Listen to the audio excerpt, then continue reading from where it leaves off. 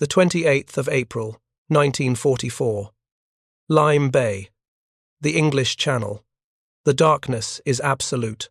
It is a heavy, suffocating blackness that swallows the horizon, blurring the line where the freezing cold waters of the Channel meet the night sky. Cut through this void are the low, grinding engines of Convoy T4, 8 massive American LSTs landing ship. Tank plough through the swell in a single column, moving at a sluggish 5 knots. They are heavy, unwieldy beasts, packed to the brim with trucks, tanks, jerry cans of gasoline, and hundreds of exhausted men from the U.S. 4th Infantry Division. To the soldiers huddled on the steel decks, this is just another drill, a dress rehearsal. They are told this is Exercise Tiger, the final run-through before the real invasion of Europe. The mood is a mix of boredom and latent anxiety. Cigarettes glow faintly in the dark, quickly hidden by cupped hands. The air smells of diesel fumes and the salt spray that coats every surface in a slick, freezing film. They believe they are safe, protected by the Royal Navy. They are wrong. Due to a catastrophic administrative error, the radio frequencies between the American convoy and the British escort have not been synchronized. The lone corvette assigned to protect them, the HMS Azalea, is miles away, essentially deaf to the Americans, leading them unknowingly into a kill zone. Out in the darkness, 9 shadows detach themselves from the gloom. These are not Allied ships. They are German Schnellboot E-boats, predators of the Channel, sleek, low profile, and fast, commanded by Korvettenkapitän Bernd Klug out of Cherbourg. They were on a routine patrol when their operators picked up the heavy radio traffic of the American convoy. Now, they are closing in like wolves on a flock of sheep. The American LSTs, dubbed large, slow targets by their crews, are silhouetted perfectly against the faint moonlight breaking through the clouds. 1:30 hours. On the bridge of LST 507, the lead ship of the rear group, a lookout squints into the dark. He sees flashes of green light tearing across the water. Green tracers. "Look at that," a young soldier mumbles, leaning against the rail. "They're really putting on a show for us tonight." The men assume the live fire aspect of the exercise has begun. They watch the beautiful, deadly green arcs skip over the waves, mesmerized. Then, the reality hits with the force of a sledgehammer. A torpedo slams into the starboard side of LST 507. The explosion is deafening, a sudden, violent eruption of orange fire that shreds the steel hull like paper. The sound of tearing metal screams over the roar of the blast. Instantly, the ship's auxiliary fuel tanks ignite. The dress rehearsal has just turned into a slaughterhouse. The world inside LST 507 dissolves into chaos. The heat is instantaneous and blistering. The torpedo has ruptured the fuel stores, and thousands of gallons of gasoline are now flooding the lower decks, turning the ship into a floating crematorium. The fire spreads with terrifying speed, fueled by the ammunition and vehicles parked nose to tail in the hold. Men who were sleeping seconds ago are thrown from their bunks, scrambling in the pitch black, choking on thick, oily smoke. There is no order. The intercom lines are dead. The lights are out. The only illumination comes from the hellish glow of the fires consuming the midship. On the upper deck, soldiers stare in disbelief at their own skin, illuminated by the flames. Panic sets in. Officers try to rally their men, shouting orders over the roar of the inferno, but the ship is already listing heavily to starboard. It is dying. "Abandon ship! Abandon ship!" The cry goes up, passed from man to man. But the nightmare is only beginning. Many of these soldiers have never been at sea. They were trained for land warfare, for the hedgerows of France, not for sinking in the English Channel. In their panic, and lacking proper instruction, hundreds of men strap their M1926 inflatable lifebelts around their waists instead of under their armpits. It is a fatal mistake. When they leap into the water, the heavy combat packs on their backs leverage against the buoyancy of the waist belt. The moment they hit the surface, they flip upside down. Their heads are forced underwater, their legs kicking uselessly in the air. They drown struggle-free, held inverted by the very device meant to save them. Meanwhile, the German E-boats are not finished. Like sharks scenting blood, they wheel around for another pass. They are emboldened by the lack of return fire. The convoy is a shooting gallery. 7 minutes after the first hit, torpedoes streak toward LST-531. This ship is carrying high-octane fuel and trucks. The impact is catastrophic. 2 torpedoes strike almost simultaneously amidships. There is no slow burn here. The ship is ripped apart. A massive fireball erupts, lighting up the Lyme Bay night like a second sun. The concussion wave flattens men on the decks of neighboring ships miles away.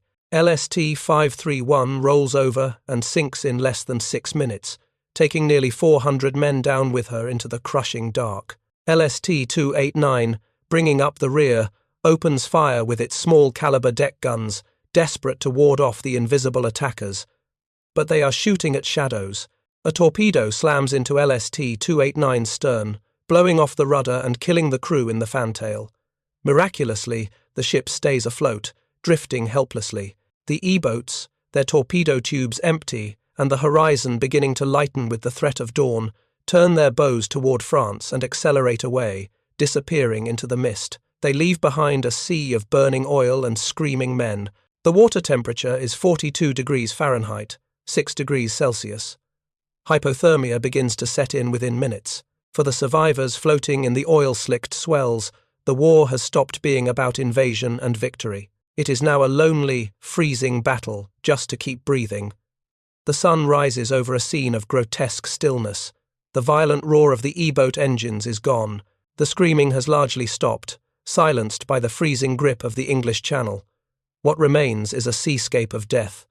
A thick, viscous layer of black oil coats the water, damping the waves. Amidst the debris of crates, tires, and shattered timber, hundreds of bodies bob gently in the morning swell. To the horror of the rescue crews now arriving on the scene, countless soldiers are floating with their feet in the air, heads submerged, drowned by the very equipment meant to save them. The water is choked with the dead. 749 American soldiers and sailors have perished. To put that in perspective, this is more men than will die on Utah Beach during the actual invasion of D-Day. But on land, a different kind of panic is taking hold. At Shah F Headquarters, Supreme Headquarters, Allied Expeditionary Force, General Dwight D. Eisenhower is not just mourning the loss of life, he is facing a strategic catastrophe that threatens to derail the entire war effort. Among the missing men are 10 officers classified as BIGOT. BIGOT is the highest security clearance level for Operation Overlord, higher than top secret. These 10 men carried the specific plans for the Utah Beach landings, the exact coordinates, the timetables, and the maps. If the Germans have captured just one of these men alive, or if they recover a body carrying waterproofed documents, the secret of Normandy is out. The Germans will know exactly where the Allies are striking. The implications are terrifying. Eisenhower immediately orders a complete news blackout. This is not just about morale, it is about operational security. The disaster at Slapton Sands effectively ceases to exist. A ruthless quarantine is imposed. The survivors, shivering, traumatized, and covered in oil, are not sent to standard hospitals. They are rounded up and detained in sealed camps. Doctors and nurses treating them are threatened with court-martial if they speak a word of what they have seen. The survivors are warned. You were never here. This never happened. Meanwhile, out in the Channel, a desperate scavenger hunt begins. It is a grim mission. Divers and salvage crews are sent into the wreckages not to save lives. It is too late for that, but to find the 10 BIGOT officers. Every single one must be accounted for. Until all 10 bodies are found and their identity tags verified, the invasion of Europe is effectively on hold. For days, the search continues. One by one, the bodies are recovered. Some are washed ashore, bloated and unrecognizable. Others are pulled from the twisted steel of the sunken LSTs. Finally, the report reaches Eisenhower's desk. All 10 officers are dead. No prisoners were taken. No documents were lost to the tide. The secret of D-Day is safe, but the cost has been buried in a mass grave, literally and metaphorically. The dead are quietly buried in temporary plots. Their families sent generic telegrams citing death in action with no details. The survivors are shipped out, sworn to silence, carrying the trauma of a massacre that history has already begun to erase. The 6th of June, 1944. Utah Beach, Normandy. Just 5 weeks after the massacre, the survivors of Operation Tiger storm the beaches of France.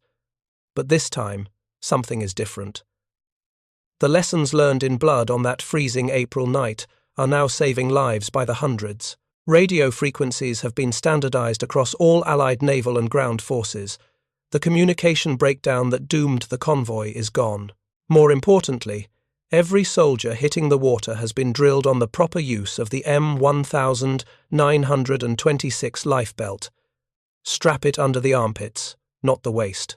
As landing craft are hit and men are thrown into the surf, they bob upright. They survive the swim to the shore. The 749 ghosts of Slapton Sands have, in a tragic twist of fate, purchased the safety of their brothers on D-Day. For decades, however, their sacrifice remains a state secret. The families of the fallen receive no true explanation.